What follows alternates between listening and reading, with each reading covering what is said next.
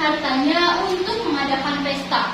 Di tengah-tengah pestanya, Nyai Endit terbiasa memamerkan harta kekayaannya pada rakyat setempat dengan sombong. Hei kalian semua, lihatlah ini, hartaku banyak. Aku adalah orang terkaya di desa ini. Ungkap Nyai Endit dengan sombongnya kepada warga. Pada suatu hari rasa terganggu. Hei pengemis tua, kau tidak lihat ya? Aku ini sedang berpesta. Kau menghancurkan semua pestaku dengan baumu itu. Pergi dari sini dan jangan pernah kembali. Teriak Nyai Endit dengan jengkel. Tidak lama, para penjaga pun tiba dan memaksa pengemis tua itu untuk segera pergi. Pengemis itu pun pergi dengan perasaan sangat sedih. Keesokan harinya, di saat Nyai Endit sedang keluar rumah, betapa terkejutnya Nyai Endit ketika melihat sebuah tongkat yang menancap di depan rumahnya. Dan di sebelah tongkat tersebut terdapat seorang pengemis tua yang kemarin meminta bantuan kepada Nyai Endit. Sontak, Nyai Endit yang melihat hal tersebut sangat marah dan kembali mengusir pengemis itu. Rupanya kau kembali, pengemis tua. Sudah aku bilang, jangan kembali. Kenapa kamu kembali lagi? Tongkat ini pasti kau yang menancapkannya ya. Cabut dan pergi sekarang juga. Pengemis tua itu melihat Nyai Endit dan ia pun mengabulkan permintaannya. Sang pengemis tua segera mencabut tongkat tersebut dan pergi dari desa ini. Tidak berselang lama dari kepergian pengemis tua itu, tiba-tiba saja muncullah air yang sangatlah besar dari bekas tancapan tongkat tersebut. Warga yang melihat kejadian tersebut pun lari menyelamatkan diri. Tapi berbeda dengan Nyai Endit, Nyai Endit malah enggan melepaskan hartanya dan memilih untuk berdiam diri. Nyai Endit tidak bisa keluar dari rumahnya yang penuh dengan harta. Sekarang desa itu berubah menjadi danau yang sekarang kita kenal sebagai Danau Situ Bagindi. Konon orang-orang mereka melihat ada sosok melintang yang sangatlah besar di dasar danau. Katanya itu merupakan sosok penjelmaan Nyai Endit yang gagal keluar dari rumahnya yang penuh dengan harta.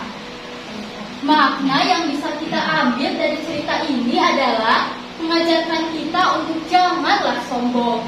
Dan kita juga harus ikhlas membantu teman atau saudara yang sedang kesulitan.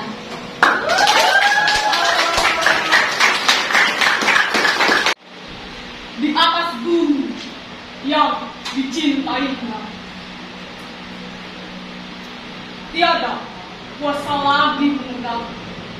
Telah ia lepaskan dengan gemilang.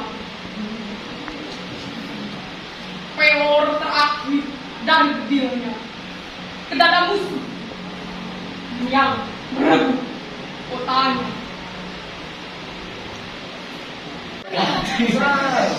Mereka menyerang dengan kekuatan penuh dan menghancurkan apa saja.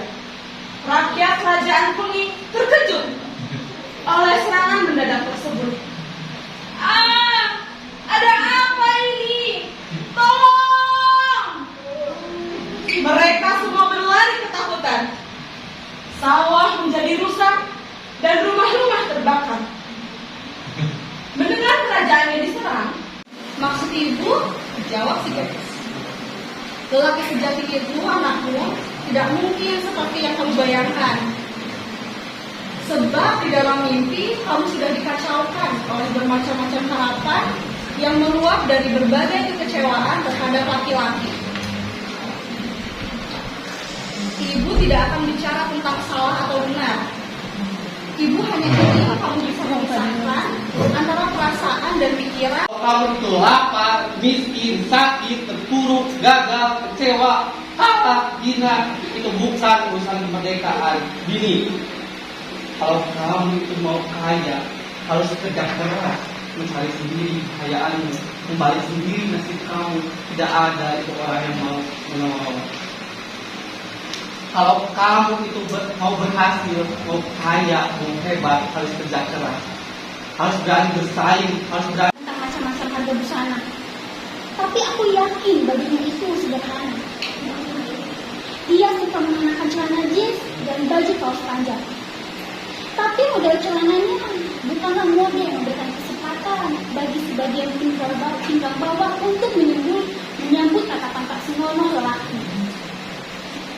Rambutnya selalu dibiarkan tergerai hingga melewati bahu dan ada warna sedikit kemerahan. Aku seekor burung madu yang sangat besar.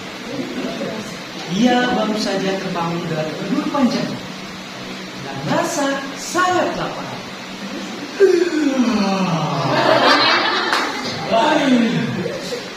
Aduh, aku sangat lapar.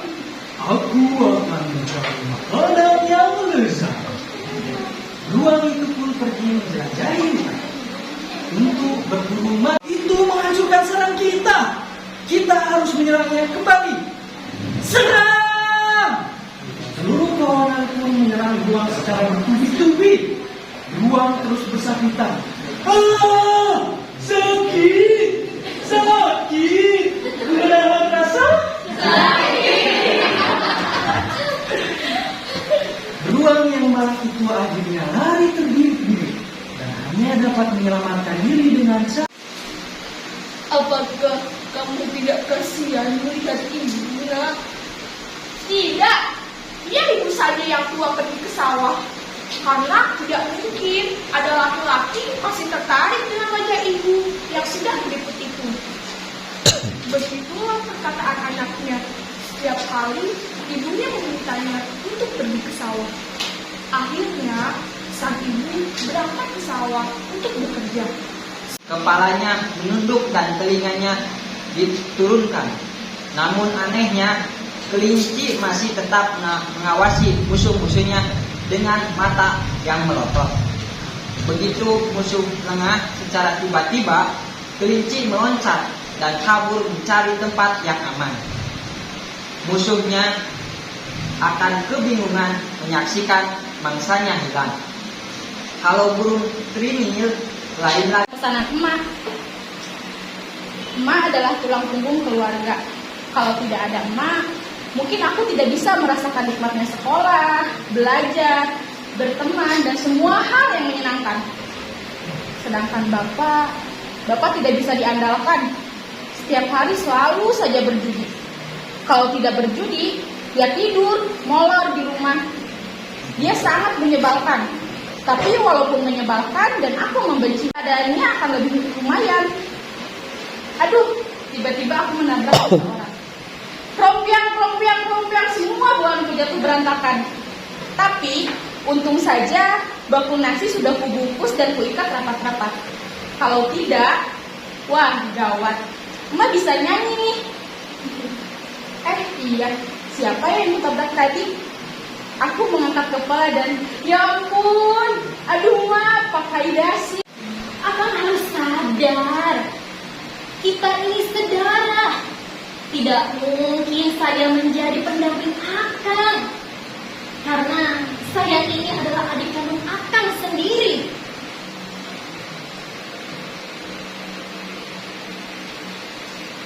Lalu buyut Abu pun menjawab, apakah salah aku jatuh cinta pada adikku sendiri? Persoalan juga terlarang. Sampai kapanpun aku tidak akan pernah menjadi pendamping hidupmu. Dan aku akan tetap menjadi adik kandungmu, kan? Buyut Agung pun merasa terpukul dengan jawaban Buyut Rangga Rencanawati. Lalu kemudian beberapa waktu berselang, ia memutuskan untuk pergi bertapa di Galuh. Berapa duit? Maaf, sebenarnya ini tidak dijual, Pak. Tapi kalau Bapak mau, nanti saya bikinkan lagi. Tidak, aku mau ini. Bagaimana kalau itu? Tidak, saya pengen yang ini. Tapi itu tidak dijual, Pak. Kenapa? Kenapa? Karena dibuat bukan untuk dijual. Aku ketawa. Hahaha, sudah katakan saja berapa duit? 1 juta. Kataku. Ratri baru sebulan pindah ke sekolah pelangi, tapi Ratri tidak percaya kalau Bu Toti mempunyai ransel ajaib. Tidak mungkin ada ransel ajaib yang bisa mengeluarkan banyak benda, kata Ratri. Kalau tidak percaya, ikut saja bila berjalan-jalan di tepi hutan, ipal asih teman sepupu Ratri. Bu Toti sering mengajak jalan-jalan murid-muridnya. Dia menerapkan ilmu pengetahuan sambil langsung melihat alam. Bila jalan-jalan, Bu Toti Di sebuah surau tua, di depannya ada kolam ikan yang airnya mengalir melalui 4 buah pancuran. Dan di pelataran kiri surau itu akan Tuan temui seorang tua yang biasanya duduk di sana dengan segala tingkah ketuaannya dan ketaatannya beribadah. Sudah bertahun-tahun ia sebagai garing penjaga surau itu. Orang-orang memanggilnya kakek. Apa malaikat punya umur? Saudara pasti tahu. Saya meninggal karena takut dan naik motor menaiki sebuah rumah sakit. Besok seorang sedang koma. Malaikat itu tahu siapa saya. Ya, jelas. Boleh saja, tidak. Satu-satunya yang kusayangi, supaya tidak berbuat dosa lagi. Aku ingin dia berubah dan menyayangiku. Lalu aku menghabiskan sisa hidupku dengan bahagia. Aku sudah tua dan ingin menyaksikan dia bertobat sebelum aku mati. Begitu doa sang ibu untuk anaknya. Namun semakin lama si anak semakin larut dengan perbuatan jahatnya. Sudah sangat sering ia keluar masuk sapi membalut nyeri, menyatu dalam suara genting, terluka, melukai, luka-luka, menganga akibat ulah manusia, terengah-engah dalam tabung dan serat. Aku, seorang petani Bojongsari, menghidupi mimpi dari padi yang ditanam sendiri. Kesederhanaan panutan hidup dapat untung dilipat dan ditabung. 1974, tanah air yang bercinta. Ini akan menjadi berita lucu untuk para penghuni goib di kota ini. Di tengah perasaan gundah gulana, aku kedatangan tamu yang tak terduga. Makhluk mungil bernama anak-anak. Duduk termenung setelah ditinggal pria parubaya dengan motor bersuara bising 10 menit yang lalu. Anak laki-laki itu hanya duduk bergeming, bibir merengut, ketakutan, sepiring sajian di atas kedua tangannya yang kecil. Kasihan, kau hanya menjadi korban dari 2 gram untuk membeli kebutuhan saya. Mereka yang tak punya harta benda berharga terpaksa meminjam padaku saya. Namun selama hari-hari sulit itu ada pesta di rumah Pak Yus. Tidak ada yang menikah, tidak ada juga yang ulang tahun. Dan Pak Yus juga bukan orang yang kaya. Pak Yus hanyalah nelayan yang biasa seperti para tetangganya. Pada hari-hari sulit itu menempati rumah yang pertama satu. Tapi mereka tidak tidur di kamar itu, melainkan pada satu-satunya ruangan yang ada, tidur berdesakan. Kamar itu sendiri ditempati si Montok dan anaknya yang berusia 4 tahun, si Amir. Bertiga dengan ibunya, kamar itu sendiri tidak berpintu.